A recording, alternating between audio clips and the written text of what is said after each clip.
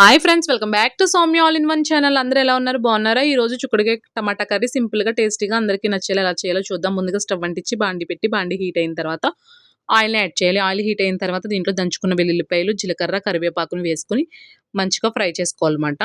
ఇలా చిన్నగా తాలింపు పెట్టుకొని కర్రీ చేసుకుంటే కర్రీ అనేది చాలా టేస్ట్ ఉంటుందన్నమాట. ఈ తాలింపు ఫ్రై అయిన తర్వాత దీంట్లో ఒక ఆనియన్ వేసుకొని ఆనియన్ కూడా బాగా ఫ్రై చేసుకోవాలి. బాగా కలుపుకొని ఫ్రై చేసుకొని దీంట్లో పచ్చిమిరపకాయలు యాడ్ చేసుకోవాలి.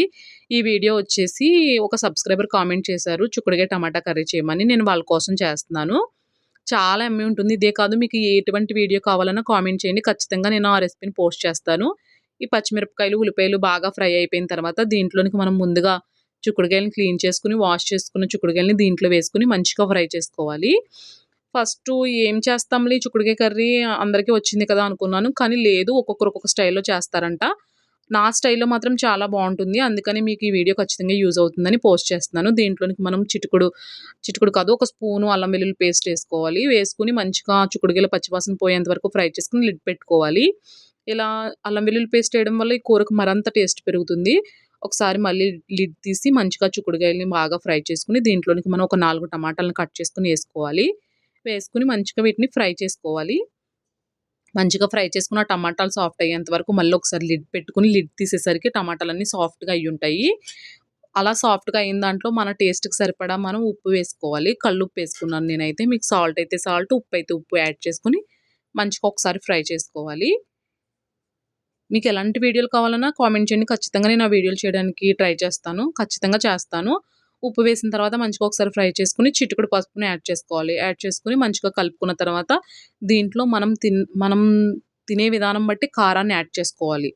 కారం వేసుకొని మంచిగా ఫ్రై చేసుకోవాలి. నా కారం చూసారా చాలా రెడ్‌గా ఉంది. నేను ఇంట్లోనే ప్రిపేర్ చేసుకుంటాను. కారం వీడియో కూడా ఉంది. ఒకసారి కావాలంటే సౌమ్య ఆల్ ఇన్ వన్ ఛానల్‌లోకెళ్ళి కారం ప్రాసెస్ చూడండి. చాలా బావుంటుంది. ఆ కారం వేసుకొని మంచిగా ఫ్రై చేసుకోవాలన్నమాట. ఈ కర్రీ అసల అమ్మ చేతి టేస్ట్ వస్తుందన్నమాట. మనం ఏమి మసాలాలు ఏమి ఎయకుండా నేచురల్‌గా ఇంట్లో ఉన్న ఐటెమ్స్‌తోనే చేసుకోవచ్చు. కారం వేసిన కొంతసేపటికి వాటర్ కూడా వేసుకోవాలి. వేసుకొని బాగా కలుపుకొని ఒకసారి లిడ్ పెట్టుకోవాలి. చాలా చాలా యమ్మీ ఉంటుంది. మీకు ఈ కర్రీ ఎలా అనిపించిందో ఒకసారి చేసి మీకు వీడియో ఎలా వచ్చిందో కూడా కామెంట్ చేయండి.